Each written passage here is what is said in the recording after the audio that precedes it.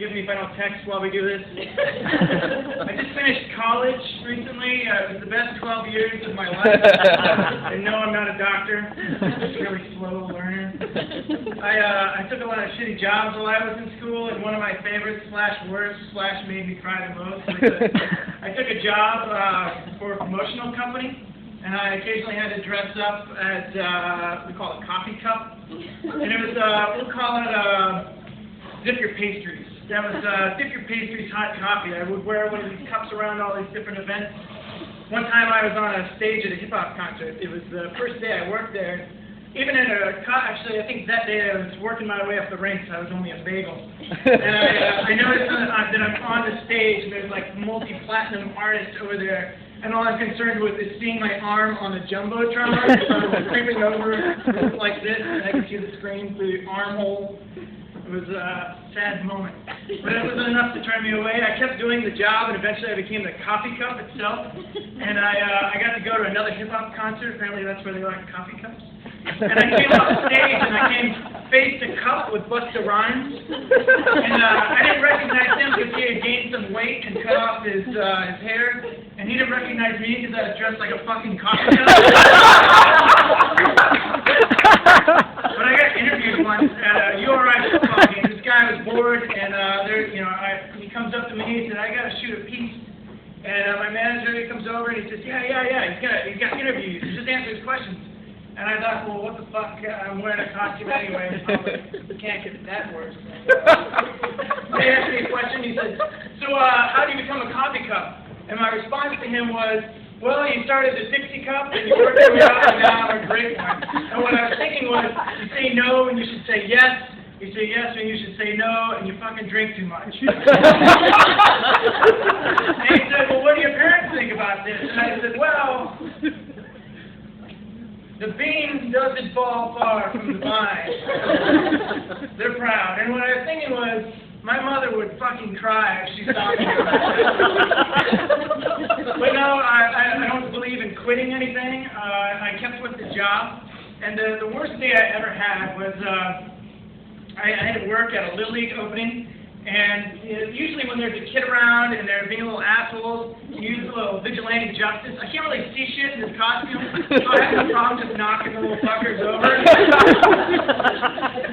And usually, it's just one around. It's not a big deal. Just wham, boom, cry, mom, get them things over, But at a Little League opening, there's literally like 50 or 60 of them, and they just go in ascending size. It's like those little dolls where you take one off, except they get bigger. And the little ones, they're not sure. I'm like sticking my head around the bed, like, is that a coffee cup? Or like the little older kids are like, that's some fucking loser dressed in a coffee cup. And they come over, and I'm talking to one little kid, and all of a sudden, I get kicked. And I don't know what the right way to deal with it is, but the wrong way is to do this. Because then letting the little kids start kicking you, it's like a fucking chorus line. And usually if there's just one parent around, they'll like grab the kid and they'll pull them away and they're like, "Yeah, don't do that, he's a nice man alone."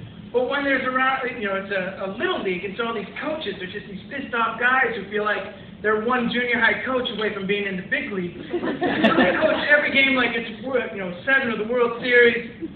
And they fucking tell the kids, "Oh, don't do that. Good job. Look, kick him in the balls." So now all these little kids are just getting egged on by these asshole coaches, and it's in Warren. It's a great place to be from, I guess. But we're walking down the street, and the street, it's a small town, so they don't block traffic and have a big parade. They just stop traffic, which means that there's 10 kids wide, me, and then another group of kids, and there's the cars parked right here, cars stopped over here, and there's just fucking moves where we can go. And I'm walking down the sidewalk, and I mentioned I'd moved out of some girl's apartment, and I'm like, I start questioning all these choices in my life, and I feel like, well, all I need is a good, ego booster. I'll go high five somebody. High five is always when you feel good. And who doesn't want to high five a coffee cup? So I go over to high five some woman, and it's like I'm a fucking ghost. She's like, looks right to me. The iciest stare I've ever seen through that cup costume.